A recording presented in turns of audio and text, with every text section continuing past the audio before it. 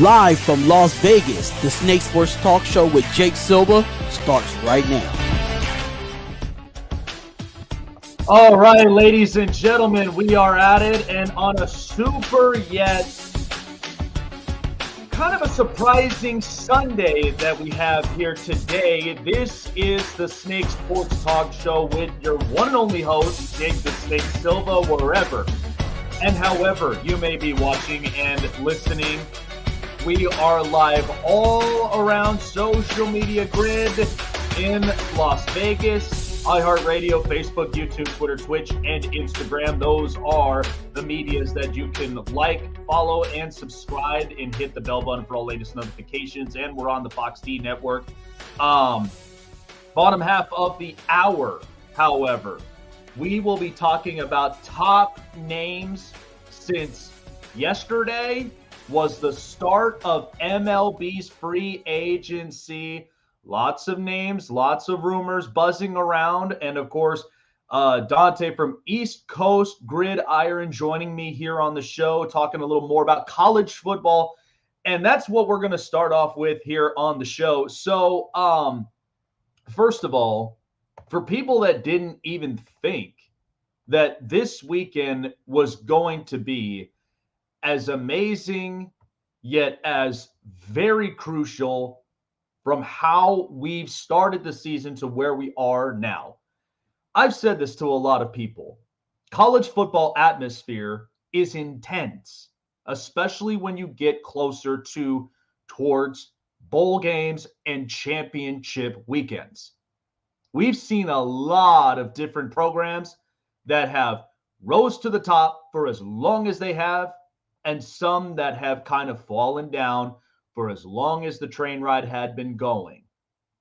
We've seen that all this weekend. First of all, Tennessee. We've seen how great this program has been getting. I'll say this, Hendon Hooker, I think, is a kind of a surprise quarterback to me. This year was a great year for what Tennessee put together. However, unfortunately, somebody who had been looking from the outside looking in, originally with Lincoln Riley in Oklahoma, Spencer Rattler threw in 6 touchdown passes and upsetted the Volunteers. And they were a 5th-ranked team. Had the chances to go into the playoffs, but understand one thing. Even though Tennessee got knocked off, they're still a great program. They've got a great future. And it's hard to play in this conference.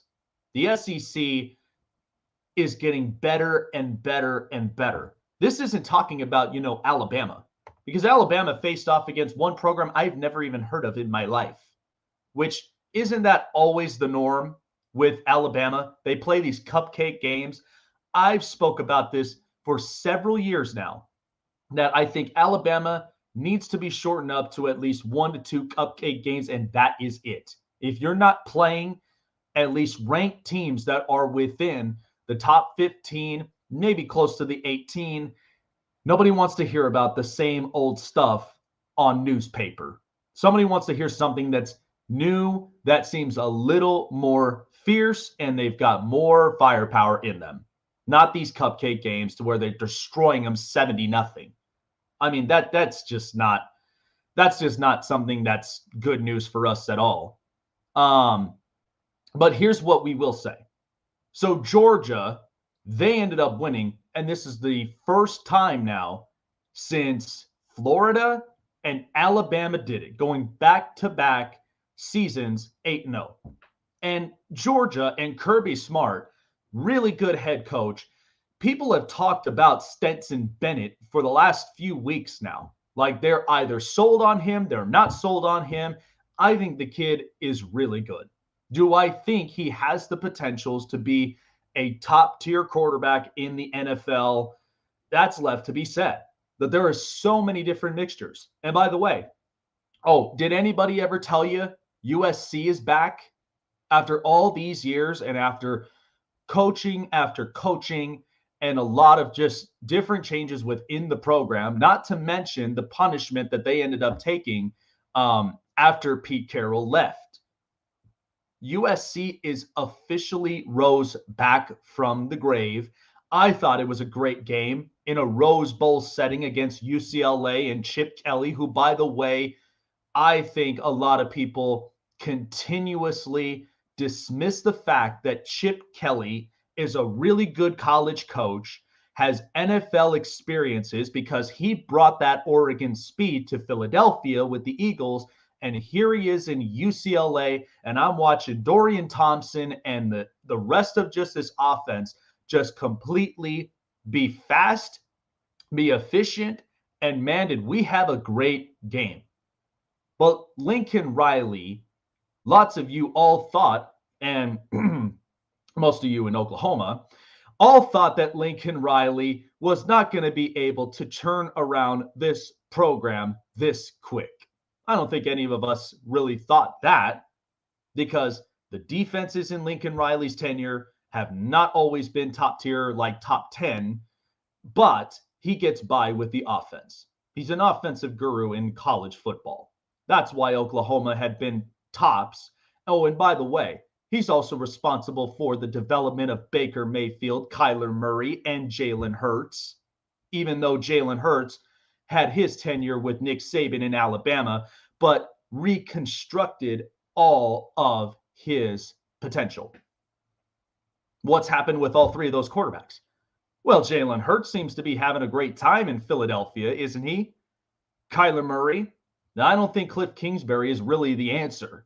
And Arizona is making so much noise, and I think they need to change head coaches. But Kyler Murray, whether he studies or he doesn't, he's a really good, talented quarterback, only if he's focused.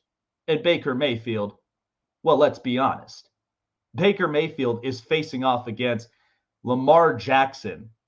If you recall that draft class, Baker was number 1 overall, and Lamar was 32nd. Lamar Jackson's playing like a number 1 overall quarterback in that draft.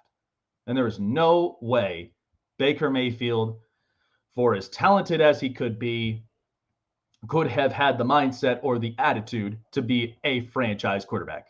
But besides that point, USC for all these years, and I've watched them as a kid, Reggie Bush, Lendell White, Dwayne Jarrett, Matt Leinart, Mark Sanchez, John David Booty, and then all the way to where you've had Sam Darnold and Drake London and several other players. I've watched it all. And since the time when Pete Carroll took the job at Seattle, this program had been falling apart. They took punishment after punishment. They didn't even get into bowl games in, like, I believe the punishment was like 2 years. And then after that was done, they had to now reshape and refocus.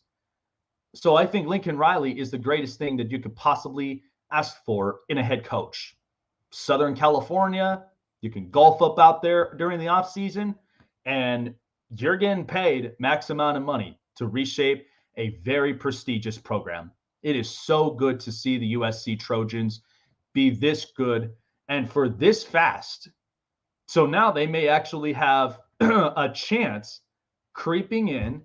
Oh, and also, should we remind Notre Dame fans how good Brian Kelly really is?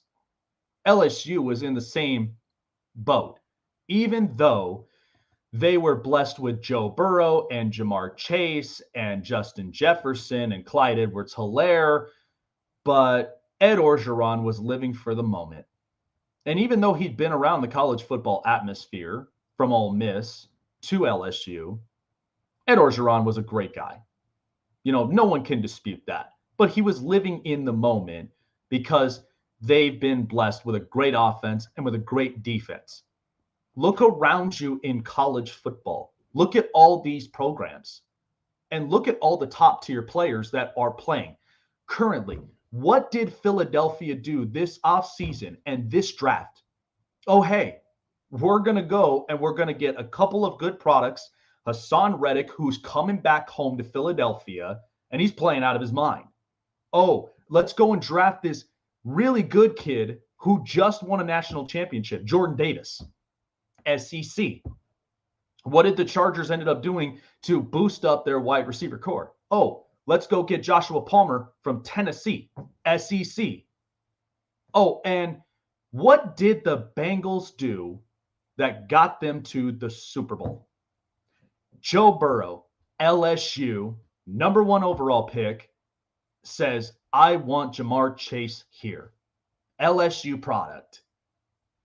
SEC is just that damn good of a program, producing offensive and defensive players, regardless of different programs, but they've produced a lot of great draft talent. Oh, and lots of people that were skeptical about the Pac-12.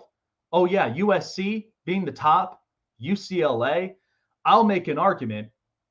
Oregon, when I watched them a couple weeks ago against Washington, I mean, yeah, Bo Nix transferring from Auburn all the way to Oregon. Bo Nix looks better, but there are some products that Oregon does produce that I think is going to be really good in the NFL. So there were some of these guys from the Pac-12 who I think have really produced. Oh, and the Big Ten. So don't tell me that college football, honestly, is not shaping up for the better and for the future.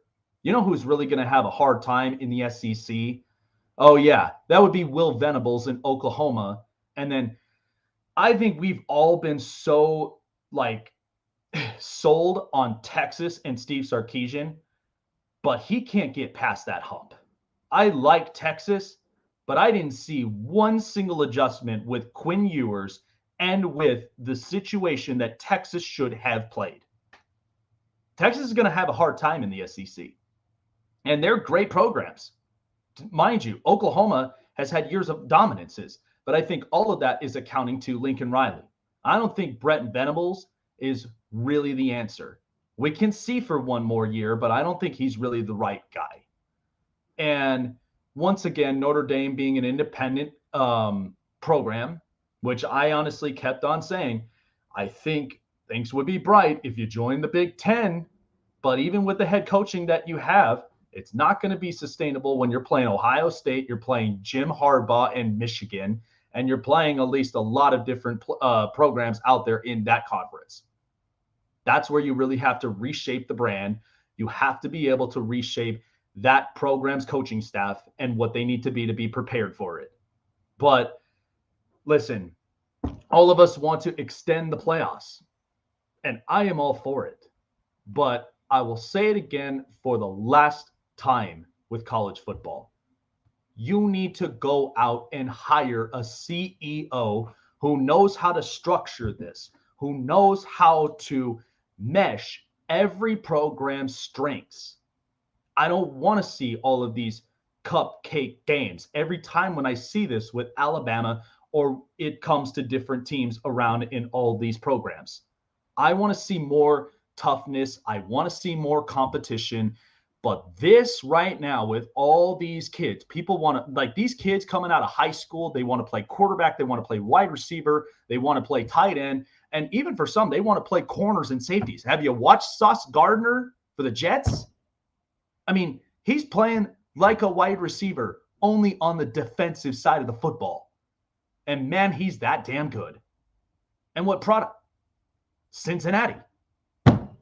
There's literally great products all around in college football.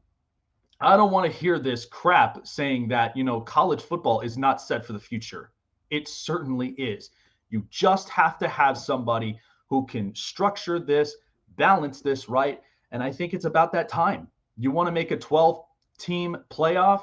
This is what you have to do.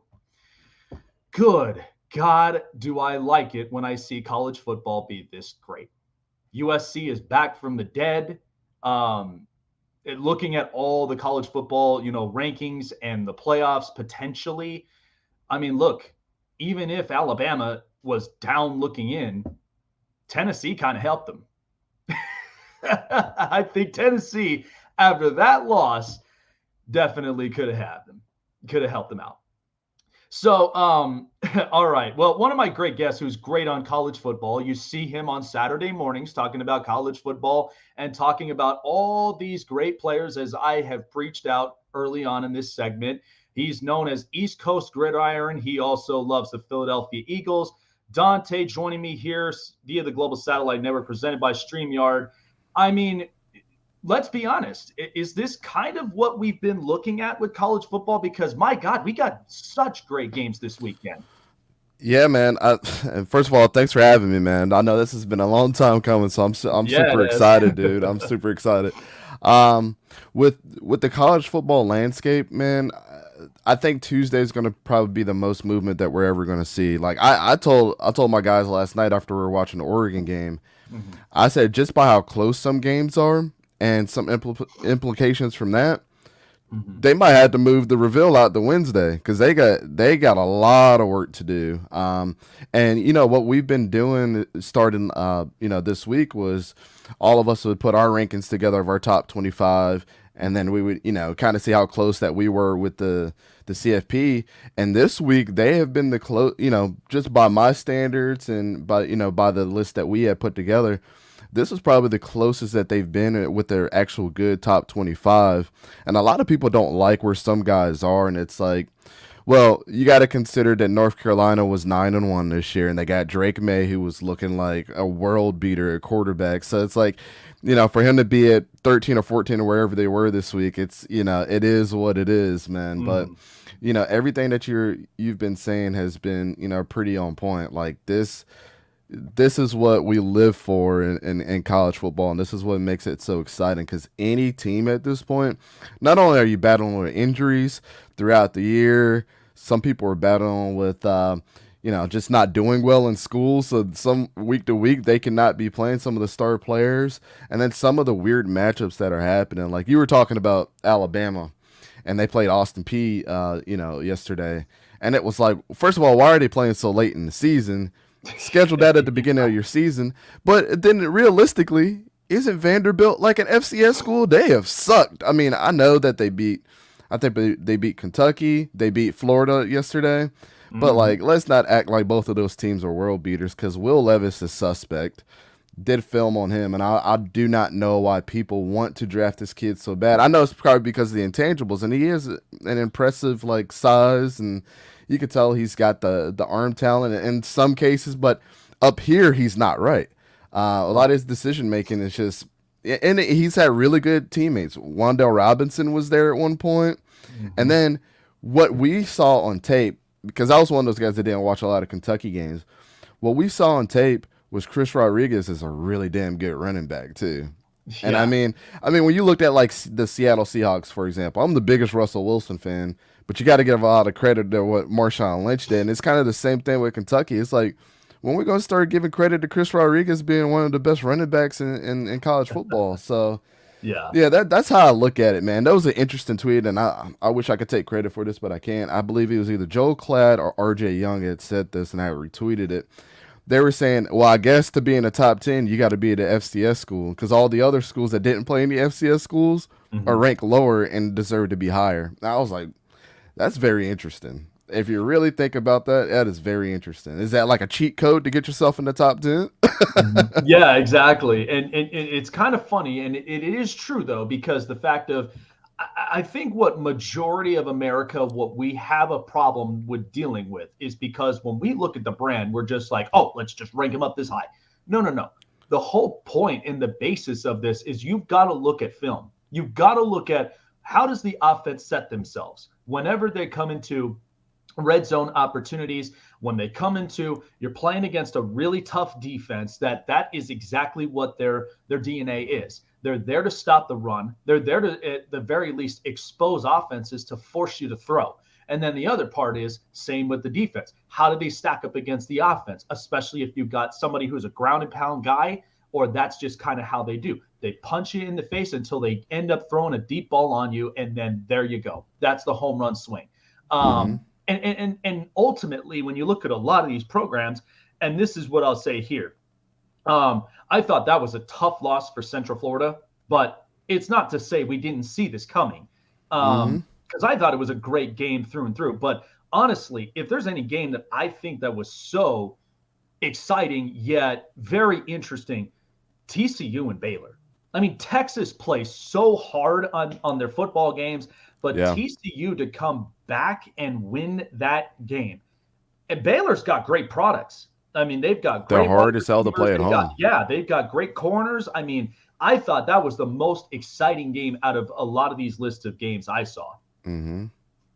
Yeah, so the first touch on the Navy game, that was a weird one because they only threw the ball one time, and it was an incompletion.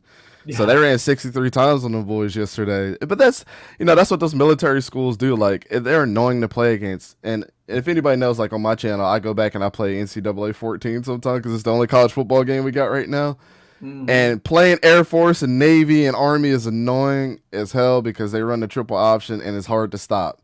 And that's what UCF. I mean, UCF is not going to play a team like Navy every year, and so they got slipped up, and they ran for 248 yards and won the game 17-14. Their defense was good enough to keep them contested. And I'm a big John Reese Plumlee fan. I think he's a pretty decent quarterback. But yeah, man. What was the other team you mentioned? I'm sorry, I backtracked there. The other team that I mentioned was definitely TCU and Baylor. Oh, TCU and Baylor, yeah. Yeah. Yeah, Baylor's one of those teams like when you have to play them at home. We saw it all last year. It was the reason. It was the 12th man for sure. I know we talk about that with Texas A&M and Seattle and teams like that, but literally Baylor got to the Big 12 championship last year because of their home field advantage. It's scary to play them, and you saw TCU have some trouble with that too. I mean, their team is really good. Like their secondary had people on lockdown, and it really tested Max Duggan yesterday. But Max Duggan had a couple people that dropped some crucial passes too. Yeah, and I think what we saw yesterday is Max Duggan is a legit quarterback. And I was saying this, Jake, for like the last couple weeks. Think about all the quarterbacks that are coming out, man. All the quarterbacks. Oh. This is probably the deepest quarterback draft of all time. That I wouldn't be surprised if there was 10 quarterbacks chosen in the first round just because. Oh, we might not need one, but Aaron Rodgers. Got a 3-4 year plan right there, and yeah, I mean Green Bay, and I even said this too. I mean, watching that game against Tennessee, I was like, this is clearly Mike Vrabel. He's an energetic guy. He's a guy that, like, if you mess with him up in a bar, he's just going to smack your face on the table, and he's just going to take the trash out. Like, that's what the Titans really are. Mm-hmm. And Green Bay is like on a sunny day where there's no wind, there's no rain. They take out the Lambo, and they just rev up the engine like they're big and bad. But, I have a Toyota Tacoma, and I love durability. I love reliability. And if you ain't got that, you might as well put that Lambo away. Oh, That's what I think the Packers have really become with Aaron Rodgers, because you have this austere Matt LaFleur who just, thinks he's very creative when really he just shrank. And it's just like, come on, like, let's not fool ourselves. But yeah, I did like that. And honestly, with the quarterbacks that we have, first of all, I have a couple of quarterbacks in mind. I mean, how damn good is Caleb Williams? That kid he's got such an arm. And then watching on the other side, Dorian Thompson, he's got the feet. I don't want to say he's Justin Fields coming out of college, but he kind of brings some of those tangibles that I think are a little Justin Fields like. He can run out the pocket. He can utilize the runs. I think there's a little bit of adjustment when it comes to accuracy-wise, but I think Dorian Thompson could be sneaky good if he's groomed up in the right franchise. Yeah, Caleb Williams is interesting, right? And we scouted him too coming into the season, and I'll tell you the highest scouted quarterbacks was Matt Corral for me. Mm-hmm. Because the route tree that he was throwing on was incredible, like especially intermediate. Dude was throwing laser beams, and the other one was Hendon Hooker. Because their offenses are so expansive, like Lane Kiffin's offense is going to make you run everything, and Josh Heupel doesn't get enough credit for how creative his offenses are. And you have to take that into account for a quarterback, not one that's just lining up an 11 personnel the whole time or 12 personnel, and that's all they throw out of, and it's a bunch of bubble screens. And I think that's the problem with Bo Nix right now. I love Bo Nix, but I was gonna say, I'm like, look, watching Bo Nix from Auburn and then transferring over to Oregon.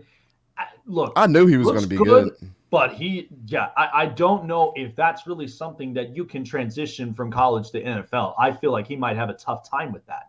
Yeah, it's going to be hard for him, but Caleb Williams is small and he struggles against pressure, and there wasn't a lot of that last night. Like organic pressure, like a guy that's just let's say like there's a Von Miller on one side that you got to worry about at any given time. So he struggles with that a little bit, and I think we gave him like a C plus in the grade last year. Like I just think that offense caters quarterbacks like him. But I think this might be a hot take. I think this, if you take Jordan Addison away from that, I don't think he looks as good this season. And then I agree. And then you got Dorian Thompson-Robinson that put 7 touchdowns on them last night and had 3 crucial interceptions and 1 fumble that was given up. He's the best person on this team. I mean, when you really reflect on that game, he's the best person on this team. They would not have the record that they have or be as highly touted or be ranked this year without Dorian Thompson-Robinson. It just is what it is. I like Jay Bobo as a wide receiver, but it was a clear difference between Jake Bobo and Jordan Addison yesterday. You know what I'm saying? If the roles were reversed, Dorian Thompson-Robinson probably would have had 10 touchdowns yesterday. So, I agree with you about the Chip Kelly thing, man. He's not a good NFL coach, but as far as a college coach, regardless of what anybody says, you see this game was sold out yesterday. It was like the first time in 15 years or something like that. Oh, yeah. Ever since Pete Carroll joined the NFL, and for as long as we've seen USC play, this is the surprise, is the fact that UCLA's been playing this good, because we've known this program. They've been inconsistent, up and down, and then now they've gotten to this point. That's why I said, when it came to Dorian Thompson-Robinson, Chip Kelly running a speedy offense, that doesn't get any better than that. He did this with Marcus Mariota. He's doing this right now currently with him. And I think, you're absolutely right. Without him, there was no other speed on this offense. That's why I think it's crazy that Chip Kelly literally landed this. But it was a great game overall. Yeah. I'll tell you this too, man. The Pac-12 suffers from no defense being played. And it's a shame. It's a shame if one of these Pac-12 teams ends up getting in the playoff next week if something crazy happens. I don't think it's going to happen. But let's say one of them gets voted in the Final Four and they end up being like in that 4th spot. They're going to get killed by anybody else that's going to be there because there's no defense that gets played. The only shame of the Pac-12 of the best team there that does play good defense is Utah. I've been rooting for Utah all season, but I'd like to say this, man. I don't know if you heard me say this before. Utah and Iowa are like carbon copies of each other. Iowa sucks this year. Yeah. But it's always, you see Utah and Iowa like in the top 10 every single year getting voted in somewhere, or, at least in the top 15. You're like, damn, these teams are actually good. And then by the time it comes down to like a critical game, Iowa's losing to Purdue. You know what I'm saying? Or Utah's losing against Oregon State. It's like, what is happening? Like, you guys are so good. You guys have been playing lights out. You could be undefeated at that point and lose against a team you're not supposed to, and it takes your whole season. They are carbon copies of each other. Have 2 coaches that have been there forever. Like Kyle Whittingham has been there for Kyle Whittington has been there for like 17 or 18 years at Utah. But hey, do you get rid of a coach that always has you on a 9 or 10 win season, that always got you in the top 10 as well? It's kind of hard to say. Like, you're never going to see Utah in the national championship unless he recruits really well.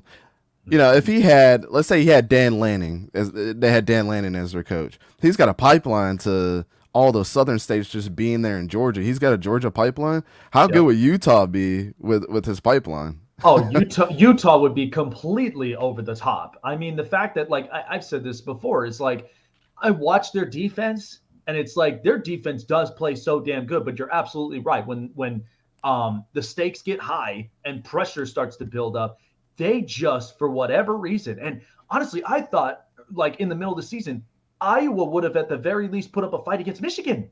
And that's where I was kind of, because they are that corn-fed team that literally they just will run over you. And yet Jim Harbaugh's like, nah, they could show off their toughness all they want, but we'll readjust and we'll really make them pay for it. And sure enough, that's what happened.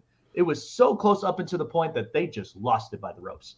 Yeah, it's funny that you mentioned Michigan because them and Ohio State had troubles against Maryland. I had Michigan on Yeah. upset alert, and up into that fourth quarter when Talia got hurt, it was like it was downhill from there. And they could have, if Talia had like one. I know he's got Jacob Copeland from Florida. He transferred up there, but if they had like one decent running back and like a good tight end, they would have Mhm. won that game.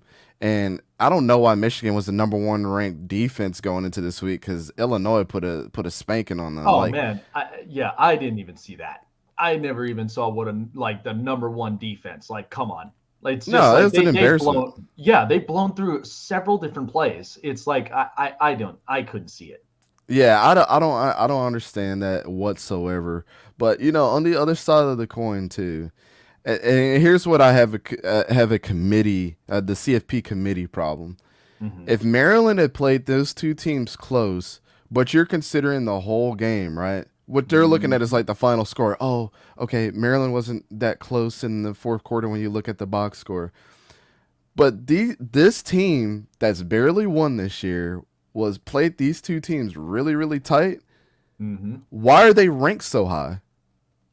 Yeah, At least I rank Maryland then. You know what I'm saying? Oh yeah, no, I agree with you with that. That's really interesting. Dante joining me here on the show.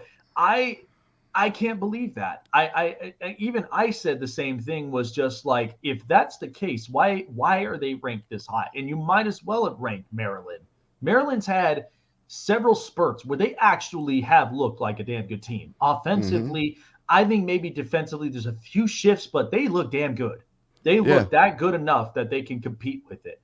Well, let's talk this way, because we've had a couple of tough losses, and I do want to break these down on a few of them. So, North Carolina losing to Georgia Tech.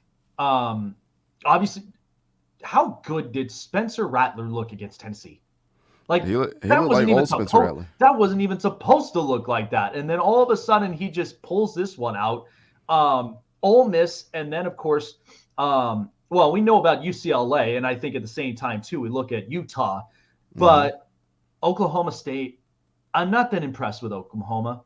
I'm really not that impressed. The fact that you could beat Oklahoma State, yet you can't beat Kansas State, and you couldn't end up beating, the other. I think who did they try? They tried to play TCU, and TCU just whooped them. Yep. Like, yeah, you tried to prove me one thing, and it's like, I'm not buying it. I don't think Will Venables is really that guy. But let's talk about Ole Miss.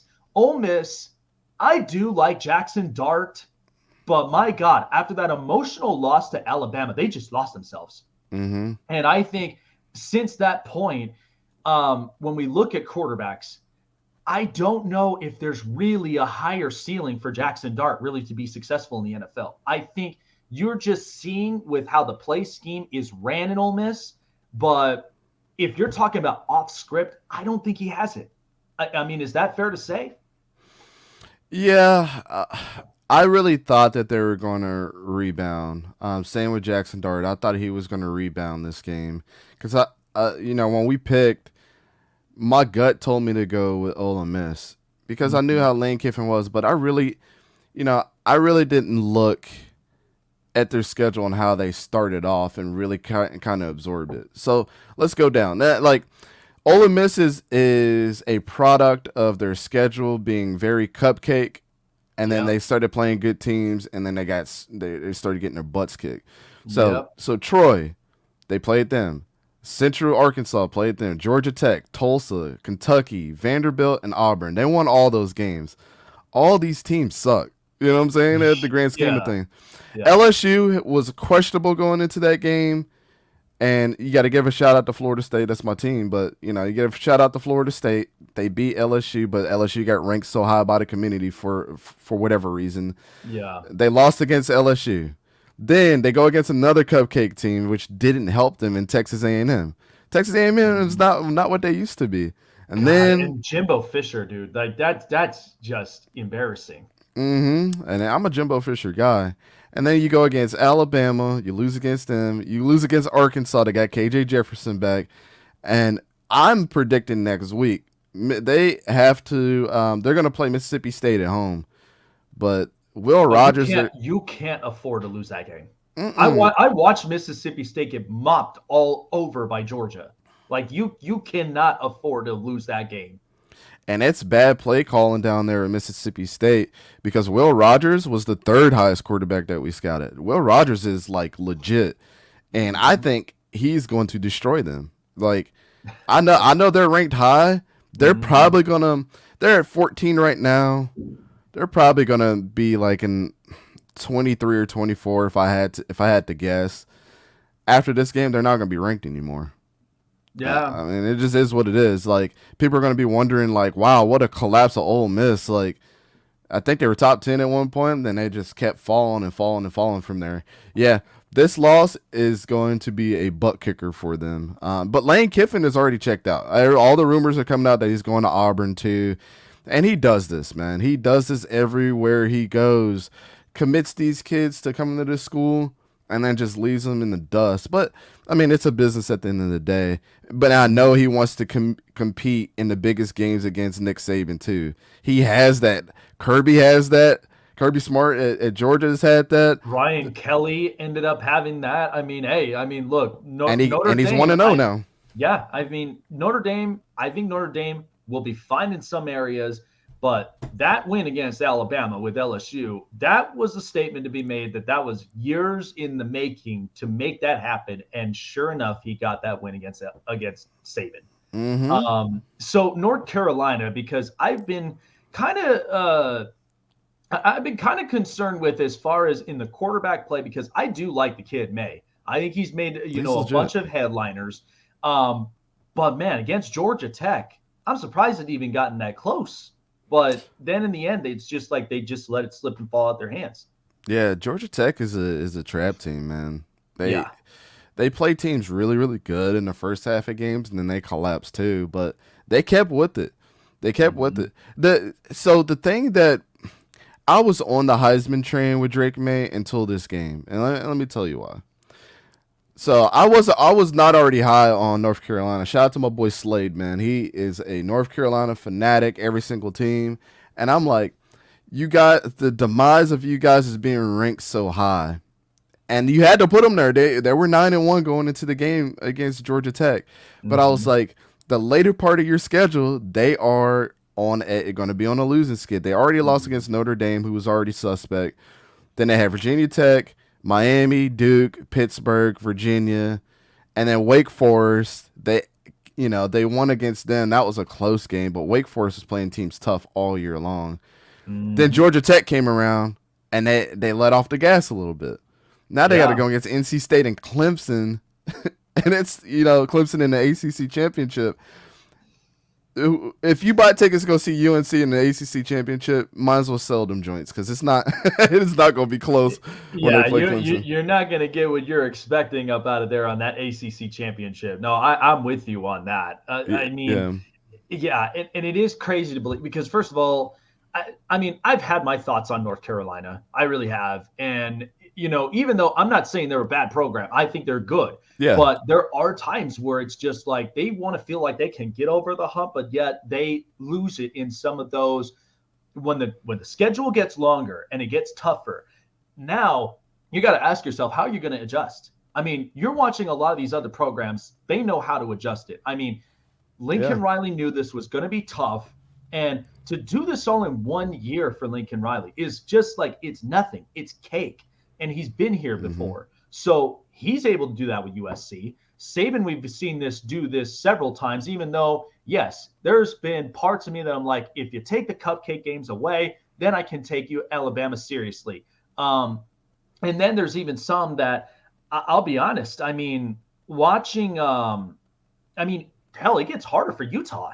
Utah even getting deeper into the schedule. And then to lose like that against Oregon, I was like, oh, wow. And Oregon, they came off of an emotional loss to Washington. Yeah. It's like, wow, like it's unbelievable. But yet this will be tough too, because next week, I'm looking at next week's schedule. And there are a few games I've already got listed right in front of me. I think Tulane, they've been a nice story, haven't they? I've never heard a lot about Tulane at all until I ended up seeing them this year. And they got Cincinnati. And Cincinnati, by the way, they had a lockdown corner who got drafted, which thank you very much, Jets, for being blessed at, because they have bought some really good shutdown corners. I think that'll turn into a very close game from there. Another game I got in front of me. Let's just see if Jim Harbaugh can really get over the hump against Ohio State, because that game's going to circle. Right, that is going to really circle around. And maybe my wild card, Iowa State and TCU, because you know how Iowa State can come out sometimes. And when in the first few quarters, if I watch TCU, if they make the right adjustments against a tough team like that, then I will say TCU very much have deserved to getting into this point.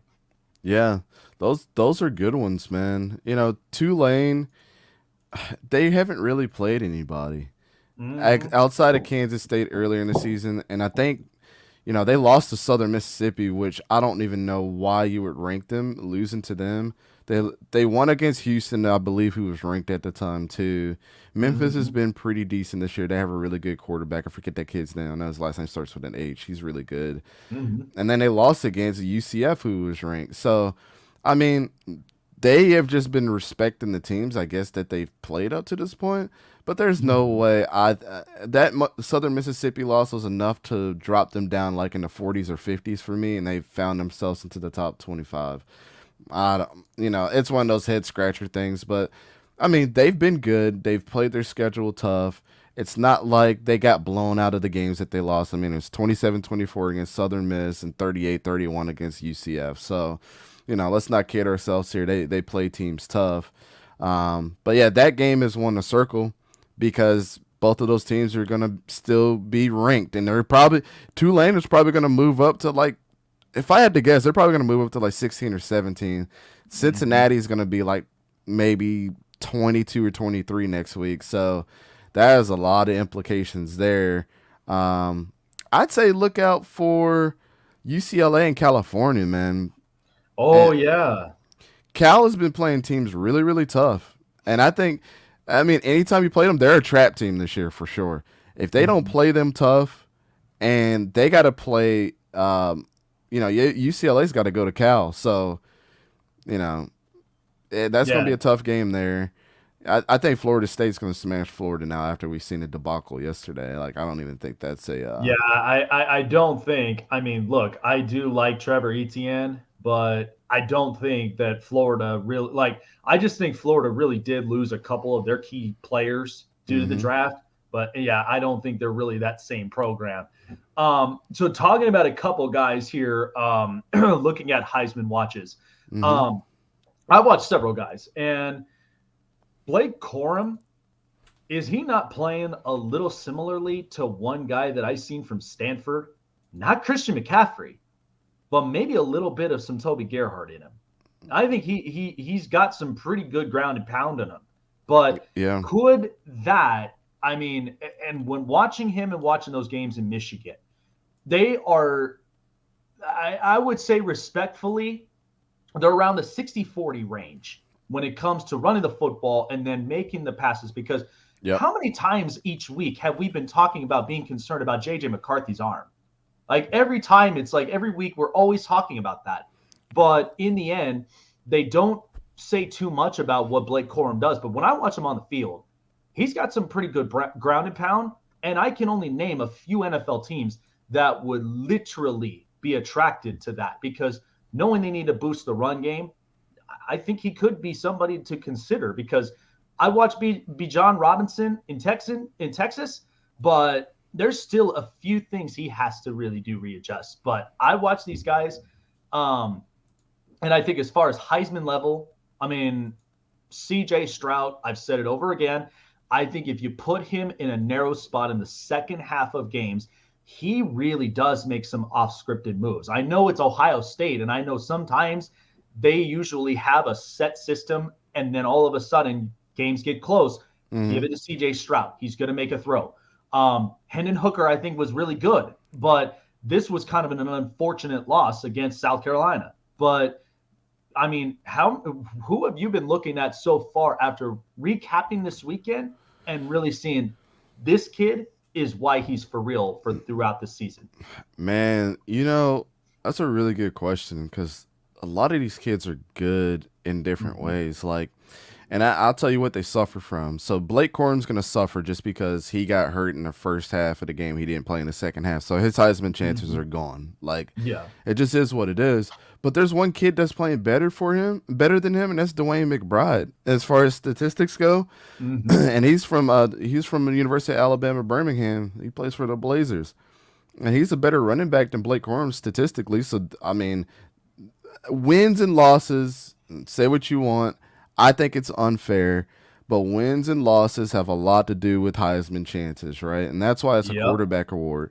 C.J. Stroud's thing that he struggles with, and I love C.J. Stroud. I think his ceiling he has not met his ceiling yet. Right.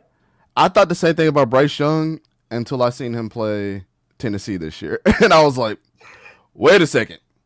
C.J. Stroud or Bryce Young is still continuing to be good. Like I'm on the Bryce Young train now. But C.J. Stroud's whole thing is he suffers from really bad play calling in the first half of games. Yeah, Ryan Day does. Oh yeah. I've been saying for years, man, I don't like Ryan Day. I saw the very first game that C.J. Stroud stepped on the field. I'm like, well, if you trust the guy as a freshman, and you got these he had Chris Olave last year, and you got these amazing wide receivers. Let him sling the rock, man. Yeah, Marvin Harrison Jr., and then you've even got the other kid that's Emeka Mbuka or whatever his name. Emeka Mbuka, yeah, them guys are good, man, and he's got good running backs, and that offensive line is probably the biggest in the country. Yeah. They don't let him get touched. I mean, he's got the Tom Brady treatment. Hendon Hooker, season's over. He's not going to win. Yeah. You got Caleb Williams that's still in there, and like I told you before, he's got some issues. I mean, who else do you really put up there? I know people were talking about Caleb Brown from Illinois, but he doesn't have the touchdown totals that he should at this point. Yeah. I mean, you got kids up there that have got 17, 18 touchdowns. I'm going to give you a dark horse, and he's not going to get mentioned. But his career so far at Minnesota, and I said this last night to my guys, C.J. Stroud's probably going to win, but one guy that should get mentioned just out of respect is Mohamed Ibrahim, the running back from Minnesota, dude. 19 games straight with 100 yards rushing. Oh, my God. The kid's damn good. Mm-hmm. I mean, watching him run and how Minnesota's system is set, that kid is just unbelievable. Yeah. Another dark horse that I'll give you is Michael Penix Jr. What a resurgence of his career after battling through injuries. He had last year was kind of weird because he was touted to be so high and didn't, still battled through injuries, didn't have the stats. But this year he's taken the bull by the horns up in Washington. And he's made them relevant. Not only is he a passing threat, he's a running threat too, man. But to go back to Mohamed Ibrahim, he's number 2 in the country in rushing yards now. I mean, he's absolutely incredible. And how many 200-yard games did we see this year? Let me ask you a question, Jake. Mm-hmm. I'll give you my overrated player, and you give me yours in college. Okay. My overrated player right now is the kid from Texas that you talked about. Oh, Quinn Ewers. Oh, without a doubt. Not Quinn Ewers. Bijan Robinson. Bijan Robinson. Oh, without a doubt. Without a doubt. Because ultimately, like watching Texas play, that's why I said before, I like Sark, but good God, he has a tendency where he just cannot adjust. I didn't even see that. And again, with Quinn Ewers, I didn't even see one single adjustment on the quarterback position. And then let alone, I didn't even see anything as far as open spaces for Bijan Robinson to run through. I agree with you there. I think he was overrated. Bijan still struggles with. We watched him on tape too, and that was the hottest discussion that we ever got in on a film study between me and my guys. Mm-hmm. There was one run in particular that we argued about it for like 20 minutes. We didn't argue. We just had like a kind of a heated discussion on what we thought. Yep. So as playing football and coaching, I was like, well, you got to kind of look at it like this. Bijan Robinson doesn't know if he wants to be a downhill runner or if he wants to be an elusive runner, and he doesn't know how to mix the two together. So he's kind of one of those dudes, like, you either need to stick with being a bowling ball, or you need to stick to being like Reggie Bush, because you're trying to do both and they don't work all at the same time.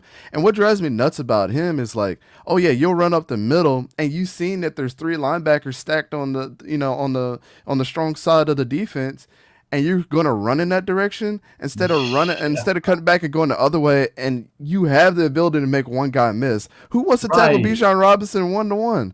So it's like you, I know you can probably coach that up, but he's a volume running for sure.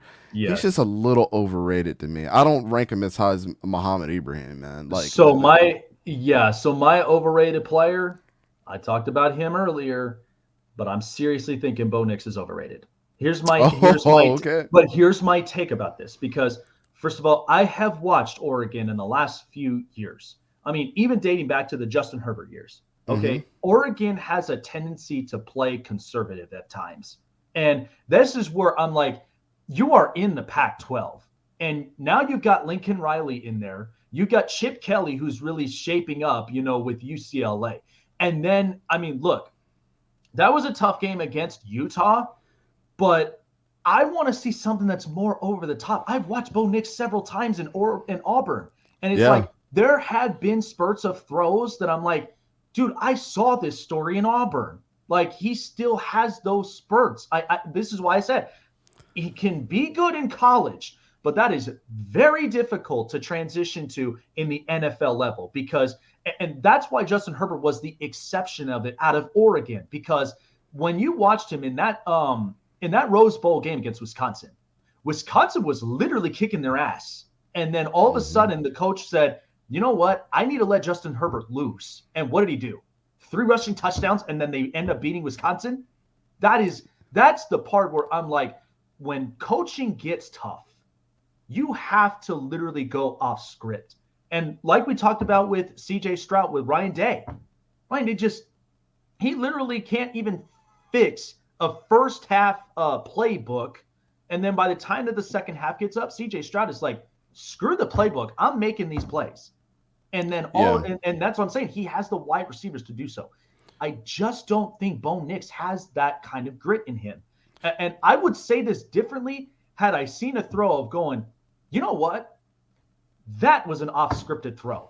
Like, that is one that he literally looked at his coach and said, I'm going to make this throw. And I just did not see that with him.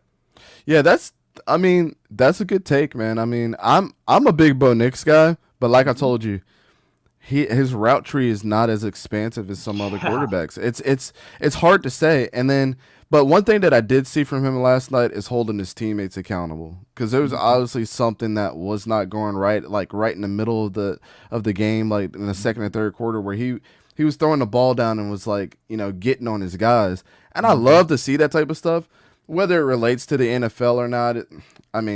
It's really about talent and how you influence your guys, but more so about what you're doing as far as play calling, because, you can scream and yell at your guys, but, if they ain't going to play, they're not going to play. You still got to go out there and make a play. Well, and that's where you gotta convince me, like, sell yourself. Why should I need to adjust this way? Now, of course, it does always happen where it's the difference between team effort and individual effort, because if you're not getting the individual, then that's where it really hurts the team's potential. So you got to be able to wrap your mind around that. And that's where I'm like, could that transition into this level? Because remember, you're talking about grown men who are getting, paid higher big bucks than what you would normally. I mean, look, our minimum wages literally just got bumped up from 10 to 12 bucks.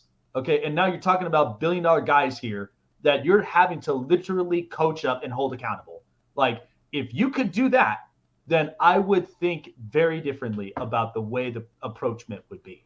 Yeah, it is interesting, man. It really is. I think the only thing that I will say the bright side about Bo Nix is he probably had more talent in the SEC. Like, if you took the guys that he played with in the SEC and put them on Oregon, they'd probably be a really good team under Dan Lanning. But the way that he's constructing Dan Lanning's offense, and there's a reason why he's one of the top quarterbacks, not only on the ground and through the air, I mean, they got him dialed up. Mario Cristobal wanted to run the ball the whole time. That was his thing.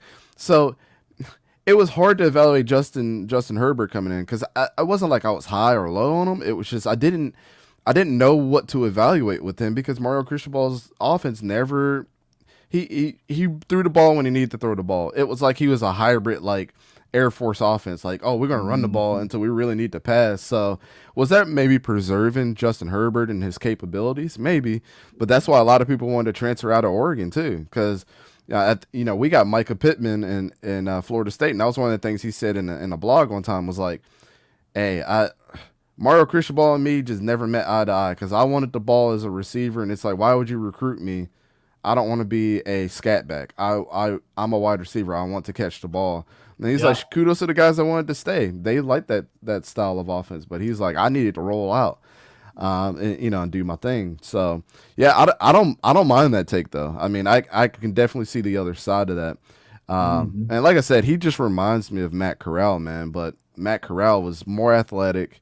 Yeah. And had a better he had a better route tree that he was throwing to as far as versatility goes. So I'm excited to see him on the Panthers, man. I know. My heart was so broken when he got hurt, man. Yeah, that's why I said, I mean, Carolina, they are clearly a rebuilding team. There's no doubt about that. I mean, you're not going to trust your future with Sam Darnold or Baker Mayfield, let alone, I mean, PJ Walker. I mean, I get it with the coaching tree, but still, it's like, I can't risk taking another quarterback if I haven't seen Matt Corral play yet. And maybe come next year, he might show some spurts of something I'm like, well, maybe there is potential there. So maybe you could get away with not taking a quarterback from that point on. But, we'll see when all of that's all said and done. But, man, it's so good talking with you, man. Like I said, it's been a long time coming finally doing this. And I'm like, but I watched this weekend, and now I'm like, the next 3 weeks are going to be just